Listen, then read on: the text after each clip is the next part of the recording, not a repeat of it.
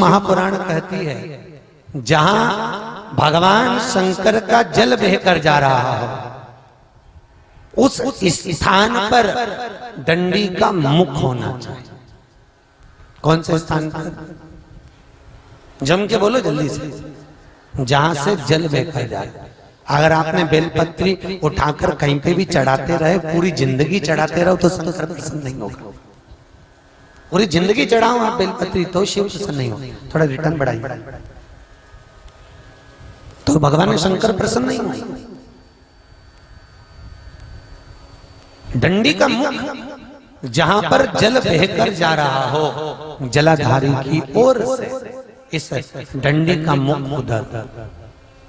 5 जगह पर बेलपत्र चढ़ाना चाहिए अपनी कामना की पूर्ति के लिए। कहां कहां?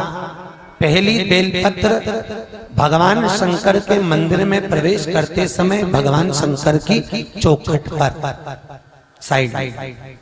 दूसरी बेलपत्र भगवान शंकर के नंदी के सिर पर।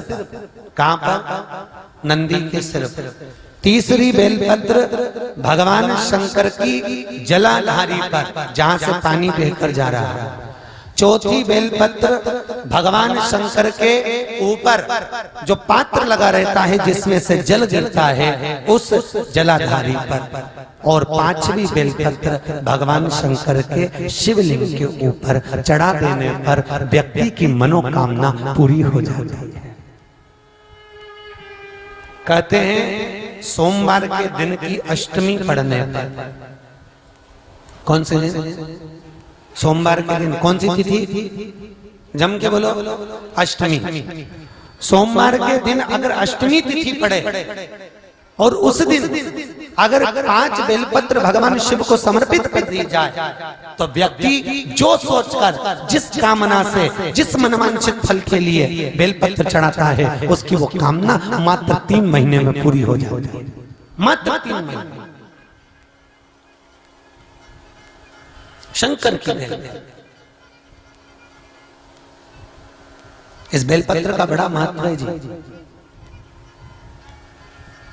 क्यों महत्व है? क्योंकि ये बेलपत्र भगवान माता पार्वती के नयन अश्रु से प्रकट हुई। और रुद्राक्ष, जिस रुद्राक्ष को अपन पहनते हैं, ये रुद्राक्ष कहां से हुआ? भगवान शंकर के नयन अश्रु से प्रकट।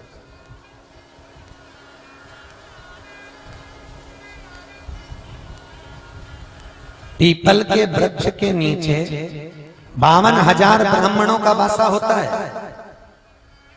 पीपल के वृक्ष के नीचे, पीपल के पेड़ के नीचे 33 करोड़ देवी देवता का निवास होता है।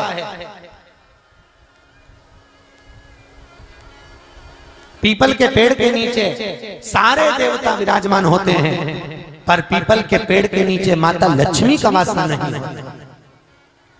केवल एक माता लक्ष्मी ऐसी है जिसका निवास बेलपत्री के पेड़ के नीचे होता है। किसके पेड़ के नीचे? बेल।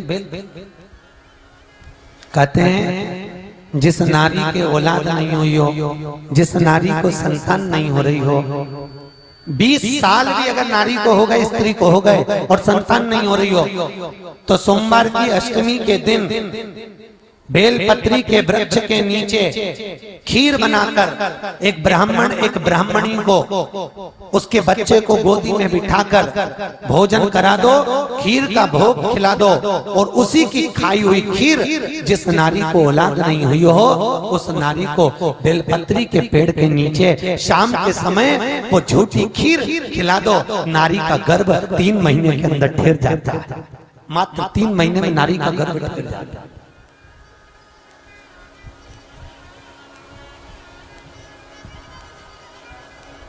संपदा को देने, वंश को बढ़ाने, श्रेष्ठ बेलपत्र है।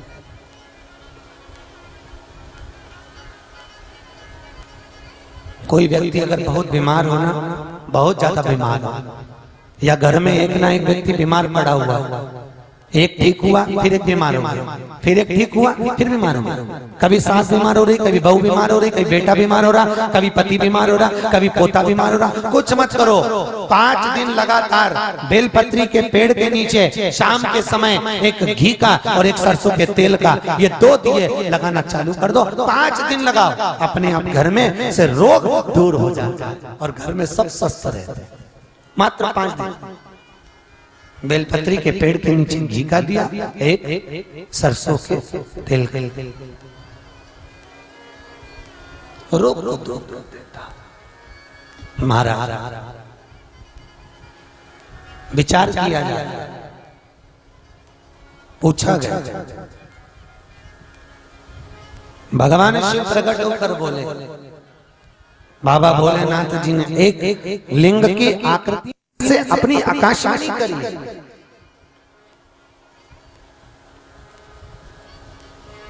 कि मृत्यु लोक में अगर मेरी पूजन होगी तो स्वरूप की नहीं होगी। मृत्यु लोक में अगर मुझे पूजा जाएगा तो केवल एक लिंगायत आकृति में, एक शिवलिंग की आकृति में ही पूजा जाएगा।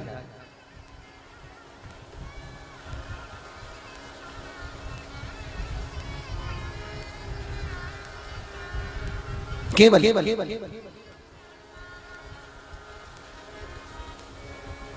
महाराज भगवान भोलेनाथ भूत भावन भूतेश्वर, मेरे महाकाल, मेरे कैलाशी, मेरे अविनाशी, मेरे भगवान भोलेनाथ। भगवान ने नारायण से कहा, नारायण तुम्हारी उत्पत्ति मुझसे हुई है। इतने में तुरंत ब्रह्मा जी ने भी सुन लिया, भगवान विष्णु ने भी सुन लिया। सुन तो लिया पर मन में धीर नहीं।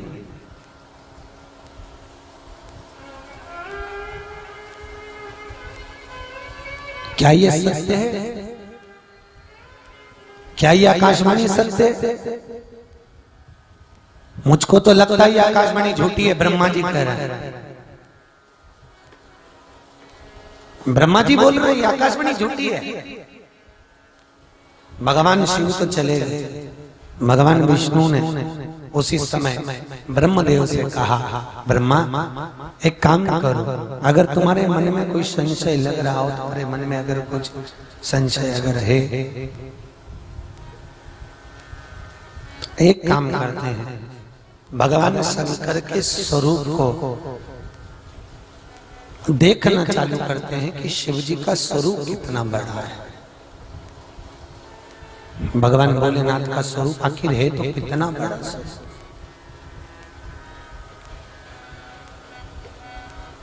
ब्रह्मा जी ने भगवान विष्णु से कहा, नारायण मैं जानना चाहता हूं कि भगवान शंकर आखिर कितने बड़े हैं। ये भगवान शंकर का शिवलिंग आखिर कितना बड़ा है, ये भगवान शंकर का स्वरूप कितना बड़ा, मैं जानना चाहता हूं।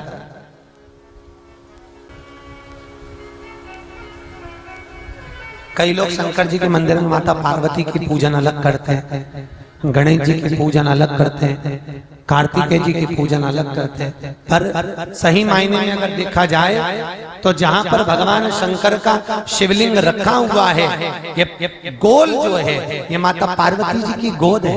जहां से पानी बह रहा है उसका सीधे साइड का जो भाग है वो गणेश जी का स्थान है, और जो उल्टी साइड का भाग है वो कार्तिकेय जी का स्थान है। जहां पर बीच में एक लाइन है वो भगवान शंकर की बेटी अशोक सुंदरी का स्थान है, और जो ऊपर से पानी टपक रहा है, बूंद बूंद गिर रहा है, वो गंगा जी का स्थान है।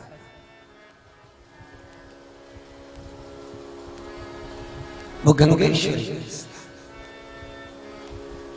महाराज पूरे शिवलिंग पर, पूरी जलाधारी पर भगवान शंकर का संपूर्ण परिवार विराजमान, संपूर्ण पूरा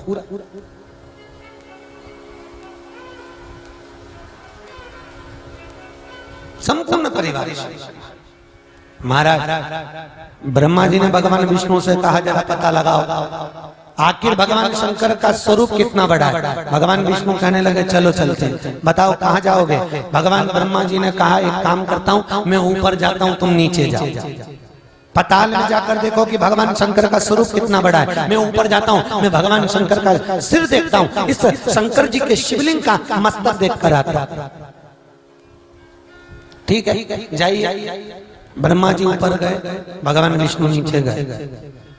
अब ब्रह्मा जी ऊपर गए, जाते गए,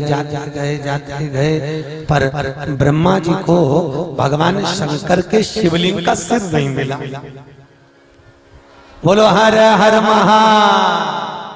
आवाज नहीं आई, जरा दमदारी से बोलो, दोनों हाथ उठाकर जम के बोलोगे देव तो महादेव देगा, और ऐसे आलसियों की तरह बोलोगे तो भगवान भी कहेगा रेंद्र। बोलो हर हर। भगवान चले। हाँ, भगवान विष्णु तो नीचे गए पाताल में, और भगवान विष्णु जब पाताल में पहुंचे, बहुत नीचे पहुंच गए, भगवान विष्णु को लगा कि भगवान शंकर के चरण नहीं मिलेंगे, भगवान विष्णु वापिस आ गए। पर ब्रह्मा जी तो चढ़ते गए। ब्रह्मा जी ने कहा मैं ब्रह्मा, मैं 4 मुख वाला, मैं कैसे हार मानूं। और ऊपर और ऊपर और ऊपर, ये जो मैं का संबोधन है ना, मैं ये संबोधन ही अहंकार है। अब ब्रह्मा जी ऊपर की ओर चढ़ते गए, चलते चले, और भगवान विष्णु पाताल से निकलकर नीचे से ऊपर आ गए। ऊपर अब ब्रह्मा जी के मन में ये विचार हुआ कि मैं ऊपर तो आ गया और मुझे भगवान शंकर का सिर नहीं मिला। तो ब्रह्मदेव के मन में आया कि अगर मैं नीचे जाऊंगा और भगवान विष्णु मुझसे पूछेंगे क्यों ब्रह्मदेव, क्या आपको भगवान शंकर का सिर मिला, और मैं मना करूंगा तो वो कहें, हंसेंगे कि बताओ मुझको तो चरण मिल गए और उसको सिर नहीं मिला। तो ब्रह्मा जी ने चाल चली, और ब्रह्मा जी चाल चलते चलते ब्रह्मदेव ने वहीं से एक केतकी के पुष्प को देखा, और केतकी के फूल को देखकर ब्रह्मा जी ने केतकी के पुष्प को तोड़ लिया, और केतकी के फूल को तोड़कर ब्रह्मा जी ने कहा केतकी के फूल तुम हमारे साथ नीचे चलो, और चलकर भगवान विष्णु से कह देना कि ब्रह्मा जी को भगवान शंकर का सिर मिल गया। अब केतकी का फूल बोला मैं झूठ खाए को बोलूं। भाई व्यक्ति झूठ जब बोलता है जब उसका कोई लाभ होता है, सही है कि गलत है। अब जब व्यक्ति का कोई लाभ ही नहीं है तो फिर झूठ बोलने से लाभ क्या? मैं क्यों झूठ बोलूं? उसी समय तुरंत ब्रह्मा जी ने कहा केतकी के फूल सुन, तुझे मैं सुगंधित बनाकर रखूंगा, सारे देवताओं पर तुझे चढ़वाऊंगा, तू चल। और केतकी के फूल को ब्रह्मा जी लेकर जाने लगे। इतने में केतकी का पुष्प बोला मैं चलकर झूठ तो बोल दूंगा, पर मेरे वचन पर अगर किसी ने विश्वास नहीं करा तो इतने में वहीं से एक गाय निकल कर जा रही थी, गौ माता निकल कर जा रही थी। गाय को ब्रह्मा जी ने रोक लिया और गौ माता को रोक कर कहा गौ माता रुको, रुको जरा। गौ माता रुकी। गौ माता ने कहा बोलो ब्रह्मदेव क्या बात है, क्या चाहते हो? ब्रह्मा जी ने कहा गौ माता तुम हमारे साथ नीचे चलो और भगवान विष्णु के सामने चलकर कह देना कि ब्रह्मा जी को भगवान शंकर का सिर मिल गया, मस्तक मिल गया। गाय ने कहा मैं काय को झूठ बोलूं? ब्रह्मा जी ने कहा अगर तुम झूठ बोलोगी तो तुमको सबसे पहली रोटी घर की तुमको दिलवाऊंगा। गाय ने कहा फिर तो झूठ बोल लूंगी। ठीक है चलो। आप बताओ एक रोटी के चक्कर में गाय झूठ बोल, और अपन सब कोई गाय से कम है क्या? अपन भी रोटी के चक्कर में तो दुकान पे बैठकर दिन भर झूठ बोलते, दिन भर झूठ बोल। ठीक है चलो मैं झूठ बोल। गाय आ गई, केतकी का पुष्प गया।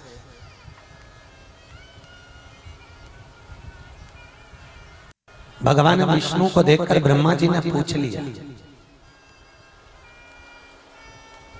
ब्रह्मदेव ने पूछा, नारायण आपको भगवान के चरण मिल गए? भगवान विष्णु बोले, मैं तो बता दूंगा, पर ब्रह्मा जी तुम तो बताओ, क्या तुमको भगवान शंकर का सिर मिला? इतने में ब्रह्मा जी बोले, मैं बाद में बताऊंगा, पहले आप बताओ, आपको क्या शंकर भगवान के चरण मिले हैं? भगवान विष्णु ने सत्य कह दिया कि मुझे भगवान शंकर के चरण नहीं मिले। अब देखो, एक सत्य बोल दो तो सब काम समाप्त। अब ब्रह्मा जी कितना झूठ बोल रहे हैं वो देखो। अब व्यक्ति अगर झूठ बोलता है ना, तो एक झूठ अगर व्यक्ति बोलता है तो उसको झूठ को छुपाने के लिए 100 झूठ बोलना। एक झूठ को छुपाना।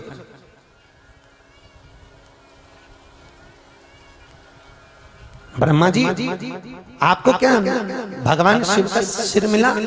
ब्रह्मा जी बोले, हाँ मुझे सिर मिला। ना मानो तो इस केतकी के पुष्प से पूछो। अब सबूत की जरूरत किसको है? झूठ को। सबूत की जरूरत किसको है? झूठ को। अगर ब्रह्मा सत्य बोल देते तो सबूत की जरूरत पड़ती क्या? नहीं मानो तो आप केतकी के फूल से पूछो। केतकी के पुष्प से पूछा भगवान विष्णु ने। भगवान शंकर के शिवलिंग के सामने केतकी के पुष्प से पूछा जा रहा है, बता केतकी के पुष्प, क्या ब्रह्मा जी ने भगवान शंकर का सिर देखा? इतने में केतकी का पुष्प बोला, हाँ ब्रह्मा जी ने भगवान शंकर के सिर देखा है। इतने में आकाशवाणी हो गई उस शिवलिंग में से कि ये केतकी का फूल झूठ बोल रहा है। केतकी का पुष्प जैसे ही बोला, आकाशवाणी सुनकर केतकी के पुष्प ने बोला, मैं झूठ नहीं कह रहा। भगवान शंकर की आकाशवाणी हुई, हे केतकी के पुष्प, तूने मेरे सम्मुख में झूठ बोला है और तू ब्रह्मा और विष्णु के सामने मेरे सम्मुख में झूठ बोल रहा है। इसलिए मैं तुझे श्राप देता हूँ, सारे देवताओं पर तू चढ़ेगा पर शंकर पर कभी नहीं चढ़ेगा। और अगर केतकी के फूल अगर तू शिव पर चढ़ भी गया तो 1000 गायों के मरने के बराबर दोष लग जाए। सारे देवताओं पर केतकी का फूल चढ़ता है पर शंकर जी पर नहीं। अगर शंकर भगवान पर केतकी का पुष्प भूल से भी चढ़ जाए तो 1000 गौ हत्या के बराबर दोष लग जाए। 1000 गौ हत्या के बराबर दोष मानना केतकी के पुष्प।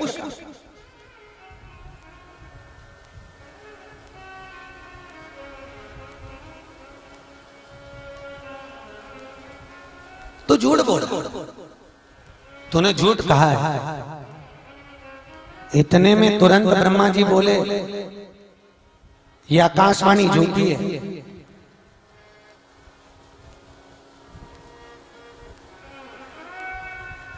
इस गौ माता से पूछ लीजिए,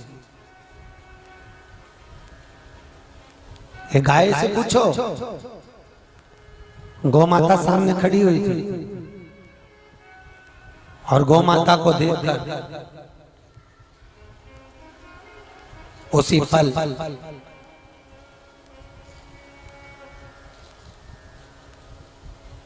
भगवान विष्णु ने पूछ लिया, गौ माता आप बताइए, क्या ब्रह्मा जी ने भगवान शंकर का सिर देख लिया?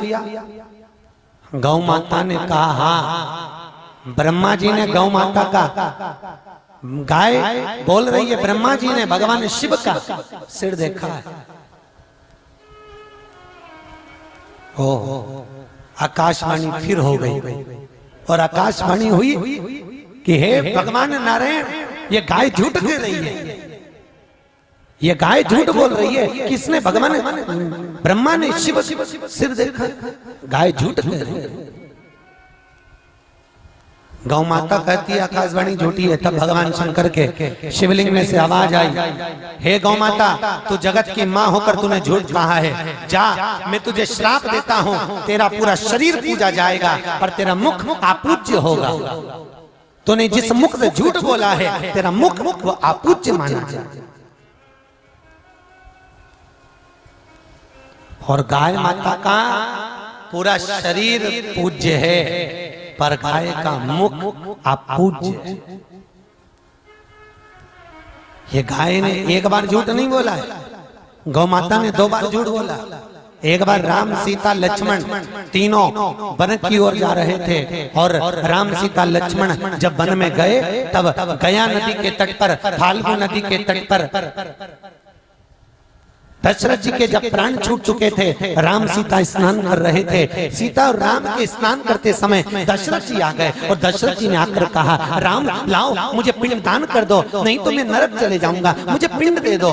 तब राम जी ने कहा, पिताजी पिंड बनाने के लिए चावल चाहिए, चावल मेरे पास में नहीं है, आप कल पिंड लेकर जाना। इतना कहा और कहकर दशरथ जी चले गए। दूसरे दिन उसी समय पर राम जी तो भिक्षा मांगने गए और माता सीता स्नान करने गई। उतनी देर में दशरथ जी वापिस आ गए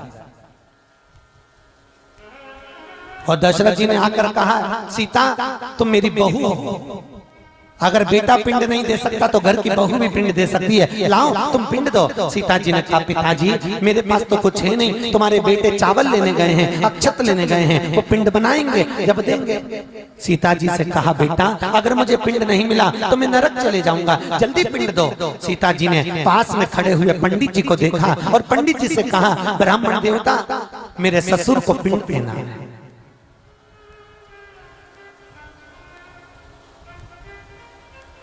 मेरे ससुर को पिंड देना। ब्राह्मण ने कहा, एक काम करो, पंडित जी बोले इस फाल्गु नदी की, गया नदी की रेत के बालू के पिंड बनाना। और गया नदी की बालू रेत का पिंड बनाया। सीता जी ने एक पिंड फाल्गु नदी को, गया नदी को दिया, दूसरा पिंड गाय को दिया, तीसरा पिंड ब्राह्मण को दिया और सीता जी ने चौथा पिंड दशरथ जी को दिया। दशरथ जी पिंड लेकर गए। थोड़ी देर बाद राम जी आ गए और राम जी ने आकर कहा, सीता जानकी ले ये चावल ले और पिंड बनाओ। सीता जी कहती है, प्रभु मैंने पिंडदान कर दिया, पिंडदान कर दिया। हाँ, आप ना मानो तो फाल्गु नदी से पूछ लो। फाल्गु नदी से कहा राम जी ने, क्यों फाल्गु, क्या सीता जी ने पिंडदान कर दिया? फाल्गु ने मन में सोचा, मेरी बालू रेत मुझ में डाल दी, ऐसा कोई पिंडदान होता है? फाल्गु नदी ने कहा, नहीं महाराज, सीता जी ने कोई पिंडदान नहीं करा। तब माता सीता की आंखों में अश्रु भर गए और माता सीता रोते हुए बोली, हे फाल्गु नदी, हे गया नदी, तूने मेरे स्वामी के सामने झूठ बोला है, जा मैं तुझे श्राप देती हूँ, जब तक तुझे खोदे नहीं तब तक तुझ में पानी निकले नहीं। आप में से गया जी कौन कौन गया है? गयो गया जी? देखा है जाकर? पूरी गया नदी पर बालू रेत जमी होती है, इतना खोदो तब उसमें से पानी निकलता है, तब लोग उसमें पिंडदान करते हैं।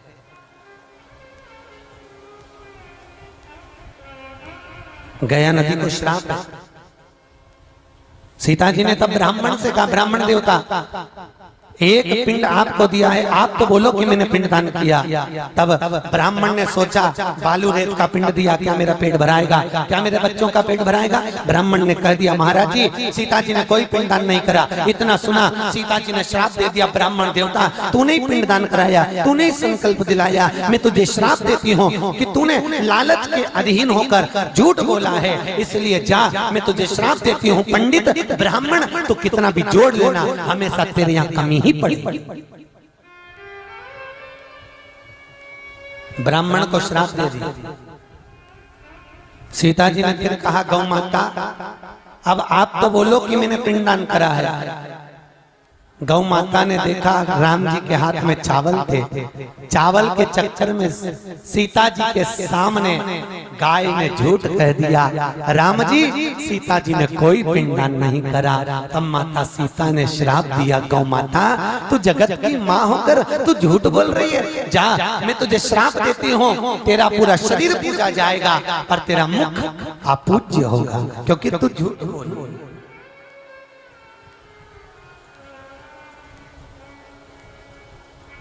गाय झूठ बोल, शंकर जी के सामने भी गाय ने झूठ बोला था और सीता और राम के सामने भी गाय ने झूठ बोला।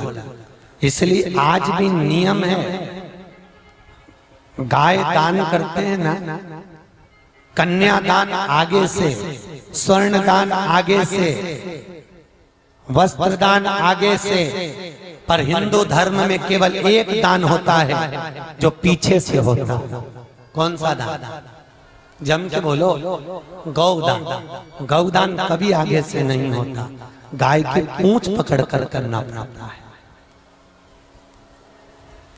और गौदान करते समय नियम ध्यान रखो, जो व्यक्ति गाय का दान देता है वो गाय की परिक्रमा पूरी नहीं लगाता, पीछे से परिक्रमा चालू कर कर गाय के पांव के नीचे से निकलकर वापिस पीछे आ जाता है, पर आगे नहीं जाता। शास्त्र कहता है, शिव महापुराण कहती है, अगर गाय दान करते समय अगर गाय के सामने से परिक्रमा कर ली जाए तो गाय दान का फल समाप्त हो जाता है। इसलिए गौदान करते समय गाय दान करने के बाद गाय के नीचे से निकलना पड़ता है, आगे नहीं जाता, क्योंकि गाय ने झूठ बोला। सोचो, गाय झूठ बोली तो लोग उसके सामने से परिक्रमा नहीं करते, तो तुम कितना झूठ बोलते हो। अगर व्यक्ति अगर दिन भर झूठ बोले तो हिंदू रीति से, शिव महापुराण से, तो नियम से देखा जाए तो झूठ बोलने वाले का मुंह देखने का भी धर्म, मुंह देख शास्त्र।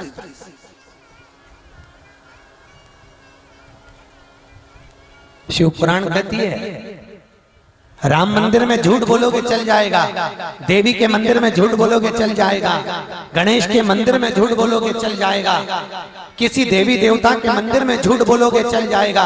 और शिव पुराण कहती है, शंकर के ओटले पर, शंकर के मंदिर में, शंकर के दरवाजे पर अगर एक झूठ भी निकल गया तो व्यक्ति का बुढ़ापा तड़प तड़प के निकलता है, व्यक्ति को बहुत भोगना पड़ता है। झूठ न करना। शिव जी है क्या? सत्यम, जम के बोलो, सत्यम शिवम।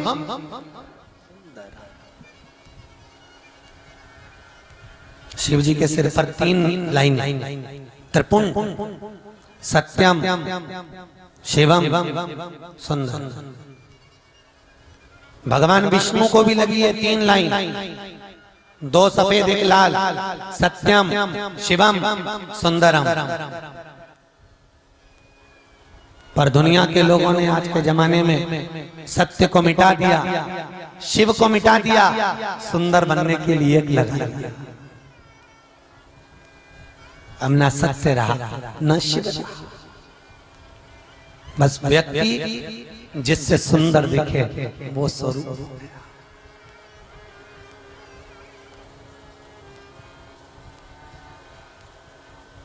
सत्यमय जी, असत्य नहीं। सत्य को प्रमाण की जरूरत नहीं पड़ती। पहले के जमाने में अदालत नहीं होती थी, होती थी क्या?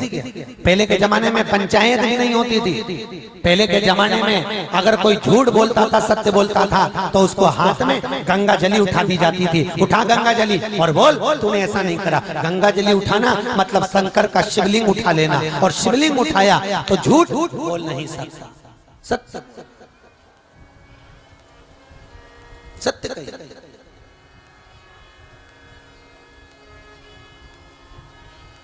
इसलिए शमशान ले जाते समय क्या बोलते हैं? बोलो तो, राम नाम सत्य है। क्यों? शमशान ले जाते समय कह रहे हैं, शॉपिंग मॉल ले जाते समय कहता है, शॉपिंग करते समय कोई बोलता है? कहीं बफेट में भोजन करने गए तब कोई बोलता है? नहीं। किसी की शादी में गए तो कोई बोलता है?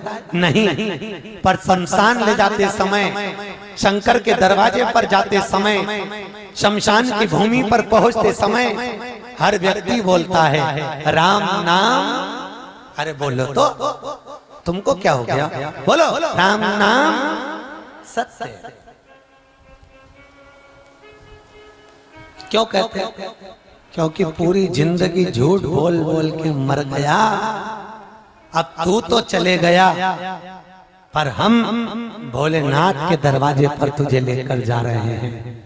और उतनी देर भी अगर सत्यता का पथ जी लिया तो जीवन सार्थक हो गया। राम नाम सत्य।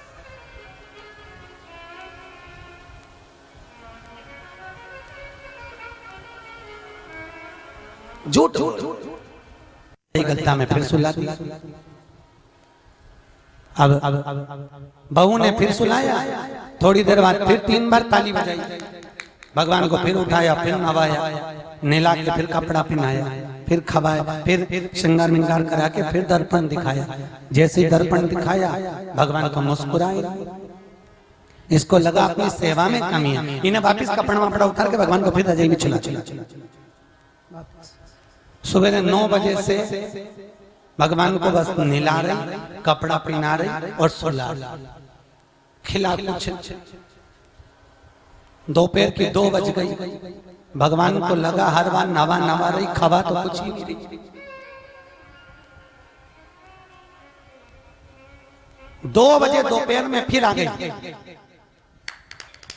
फिर उठाया, थाली में बिठाया, फिर नहवाया, कपड़े पहनाए, मुकुट कांचनी लगाई, दर्पण उठा के भगवान को दिखा रही थी। भगवान ने सोचा अब मुस्कुराना जरूरी है, अगर हंसूंगा नहीं तो फिर नहवा देगी, खवाएगी कुछ नहीं। और भगवान जैसे उसने दर्पण दिखाया, पीतल की मूर्ति में से 2 दांत नजर आ गए। भगवान के 2 दांत दिखाई, पीतल की मूर्ति में से भगवान मुस्कुरा दिया। अब इसको लगा अब भगवान मुस्कुरा, अब भगवान को राजभोग कराया, फिर सुलाया। अब रोज ये भगवान को दर्पण दिखाने के लिए उठाए, उससे पहले भगवान मुस्कुरा दे, क्योंकि भगवान को मालूम नवा देगी फिर से। सुला फिर भगवान 8 दिन बाद सास आ गई, और 8 दिन बाद जब सास आई, सास ने आकर बहू से कहा बेटा अब मैं सेवा कर लूंगी, तू काम कर। सास सेवा करने बैठी, सेवा करी, सास ने नहलाया कराया सब कुछ, और सास दर्पण दिखाने के लिए उठाई। इतनी देर में भगवान की मूर्ति में से आवाज आई, माँ दर्पण तो तेरी बहू दिखाएगी, उसको बुला दे, बहुत जोरदार दिखाती है, बहुत जोरदार।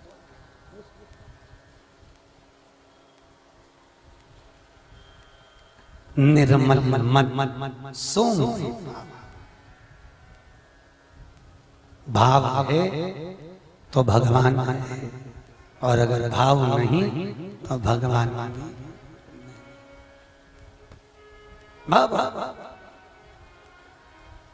भगत बिना ये कुछ भी नहीं है, और भगत है इनके प्राण, भगत के वश में है भगवान, भगत के वश में है भगवान, भगत के वश में है